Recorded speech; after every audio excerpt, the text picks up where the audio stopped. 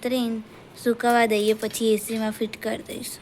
આ એ જ શ્રીખંડ જે અમે ઇન્સ્ટાના વિડીયો માટે, અરે શિટ યાર, રિંકુ હોય એટલે પછી કેચ છૂટે. તો guys in welcome back to my channel.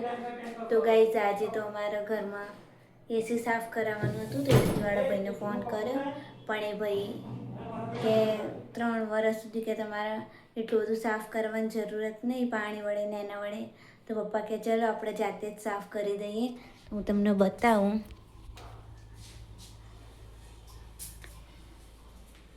એસી સાફ કરવાની કામગીરી ચાલુ થઈ ગઈ. અહીંયા પપ્પા આયરું એસી સાફ કરે, પાણી ભરીને લાવી, મમ્મી બ્રશ ને બધું લાવો તો ફટોફટ એસી સાફ કરીએ.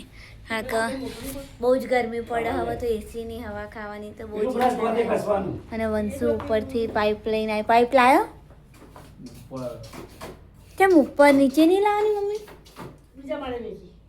તો બીજા માળેથી પાઇપ નીચે નાખશે બહારનું સાફ કરવા માટે. તો એસી સાફ કરી દઈએ.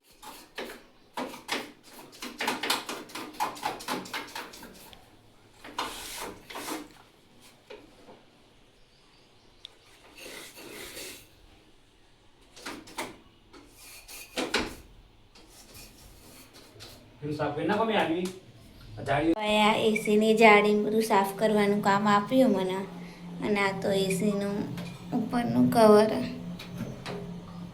તો આ બધું સાફ કરવાનું કામ આપ્યું. તો ચલો ફટાફટ હું આ બધું સાફ કરી દઉં. જો ગાઈસ મેં એસીની જાળીઓ એકદમ મસ્ત ધોઈ નાખી. આ બધું એકદમ ચકાચક ધોઈ નાખ્યું. હવે આના પાણી નીતરીને સુકાવા દઈએ, પછી એસી અંદર તો એસી સાફ થઈ ગયું. તો હવે પપ્પા બહારનું બોક્સ ને જાળીને પંખો અંદરનું બધું સાફ કરી રહ્યા.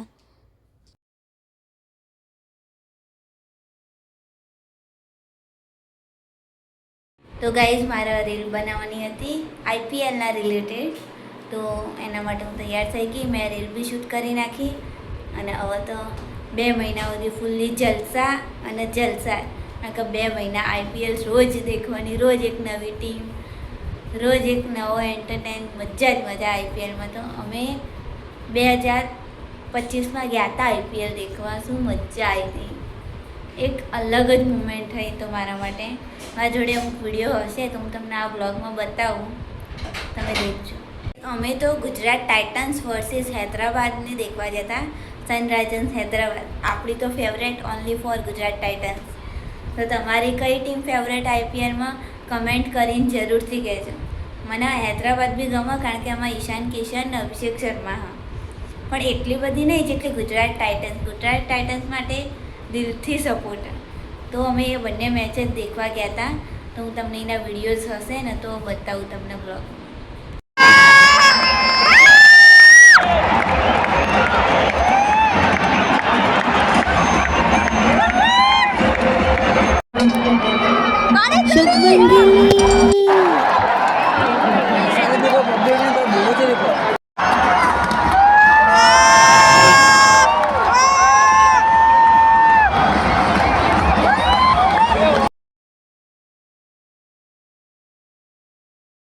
ગાઈઝ આઈપીએલ એટલે અમારા ઇન્ડિયન ફેન્સ માટે, ઇન્ડિયનના જે ક્રિકેટ ફેન્સ છે એ બધા માટે બિગેસ્ટ તહેવાર ગણાય. કારણ કે આઈપીએલની ઇન્ડિયામાં એટલી દીવાનગી, ક્રિકેટની એટલી દીવાનગી, બધા એટલું દેખા ને આઈપીએલ. કે આઈપીએલ આવે ને એટલે તો બધા ઘોડા ઘોડા થઈ જાય કે આઈપીએલ આવ્યો તો 2 મહિના જલસા જ જલસા પડી જશે. એસી સાફે થઈ ગયું ને ચાલુ એ કરી નાખ્યું. એકદમ ઠંડી ઠંડી હવા આવી રહી છે. ક્રિસ લાગે કે એસી સાફ કર્યું એના પછી જે હવા આવે એકદમ કુલિંગવાળી એવી આવે કે હજુ ગરમ આવે?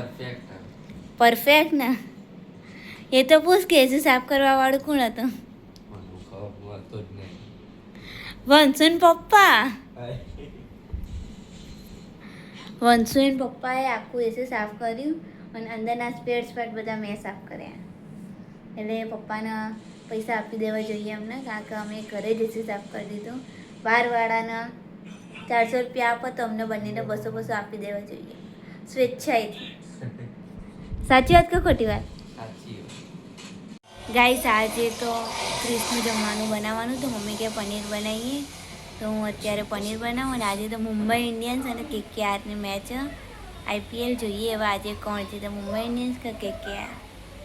ઓવરમાં 171 રન થઈ ગયા કેકેઆરના. અને અહીંયા અમારું જમવાનું એ થઈ ગયું, ટેસ્ટી પનીરની સબ્જી, સલાડ એન્ડ ચાવલ. આમાં છે રોટલી, આ ચકરી, આ એ જ શ્રીખંડ જે અમે ઇન્સ્ટાના વિડીયો માટે ક્રિસ માટે લાવ્યા. તે લોકો એવું ના વિચારતા કે ખાલી ડબ્બો હતો, ડબ્બામાં શ્રીખંડ હતું. ગાઈઝ ઓલમોસ્ટ મુંબઈ ઇન્ડિયન્સ જીતવા જઈએ. 35 બોલમાં 42 રન મારવાના. જોઈએ હવે સૂર્યકુમારના રિકન્ટન. અરે શિટ યાર, રિંકુ હોય એટલે પછી કેચ છૂટે. સૂર્યકુમાર આઉટ થયો. કોઈ વાંધો નહીં, હજુ તો તિલક વર્મા બી હે, હાર્દિક પાંડ્યા બી હે, બહુ બધા પડ્યા. જીતી જે મુંબઈ જ જીતશે, મુંબઈ જ જીતવાની. કે યાર આજની મેચ તમે દેખી હશે, મુંબઈ ઇન્ડિયન્સ જીતી ગઈ, 200+ ટાર્ગેટ ચેસ કરી નાખ્યો. તો બસ આજનો વિડીયો હું અહીંયા જ એન્ડ કરું. અને મારા આવા જ મજેદાર અને એન્ટરટેનિંગ બ્લોગ્સ દેખવા માટે મારી ચેનલને લાઇક, શેર અને સબસ્ક્રાઈબ કરવાનું તો ભૂલતા જ નહીં. Thanks for watching. બાય.